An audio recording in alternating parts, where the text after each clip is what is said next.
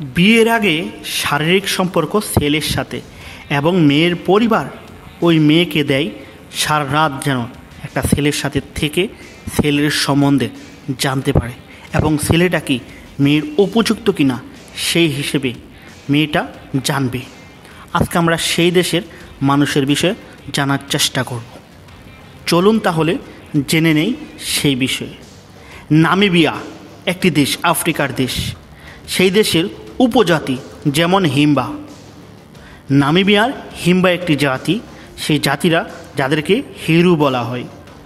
সেই সম্প্রদায়ের মধ্যে বিয়ের আগে রাত্রি যাপন একটি গুরুত্বপূর্ণ সামাজিক প্রথা। এই রাতে মেয়েটির পরিবারের সদস্যরা এই সম্প্রদায়ের বয়স্ক নারীরা তাকে বিবাহিত জীবনের জন্য মানসিক ও শারীরিকভাবে প্রস্তুতি করেন। সে কীভাবে ওই ছেলের সাথে শারীরিক সম্পর্কে লিপ্ত হবে এবং কীভাবে সারা রাত সে ছেলের সাথে থাকবে এবং সেই ছেলেকে সে অল্প সময়ের মধ্যে কীভাবে তার জীবনসঙ্গী হিসেবে চিনতে পারবে। এই রাত্রি জুড়ে মেয়েটিকে দেওয়া হয় নানা পরামর্শ, স্বামী সংসার সামলানো, সন্তান লালন এবং নারী হিসেবে নিজের মর্যাদা বজায় রাখার কৌশল। কখনো কখনো এই রাতে মেয়েটিকে বিশেষ সৌন্দর্য চর্চা শেখানো হয়। হিম্বা নারীরা যেমন লাল, মরুমম্ব ও মাখন দিয়ে শরীরে রং করে। এটা শুধু রূপচর্চা নয়, বরং সাংস্কৃতিক পরিচয় অংশ।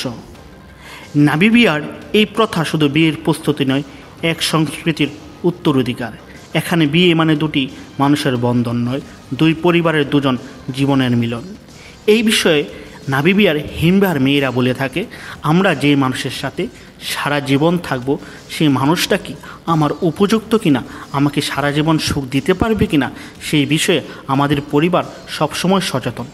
সেই কারণেই আমরা বিয়ের আগে আমরা একটি পুরুষের সাথে নির্দিষ্ট সময়ের জন্য থাকি এবং একটি রাত্র, এবং সেই সময়ের জন্য আমরা সেই পুরুষকে সর্বোচ্চ স্ত্রীর মতো সুখ দিই এবং আমাদেরকেও যদি তারা স্বামীর মতো সুখ দিতে পারে তাহলে আমরা ধরে নিই এই পুরুষ আমার জন্য উপযুক্ত।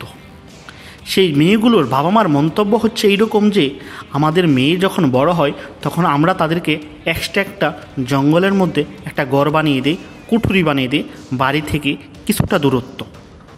সেই কুটুরির ভিতর রাত্রে তার বন্ধু বান্ধব আসবে, যেই বন্ধুর সাথে আমার মেয়ে পছন্দ করবে এবং সেই বন্ধুর সাথে আমার মেয়ে থাকবে। যদি আমার মেয়ে সকাল সময় বলতে পারে যে এই বন্ধুই তার জন্য জীবনসঙ্গী হিসাবে পারফেক্ট, তাহলে ওর সাথে আমরা বিয়ের ব্যবস্থা করি।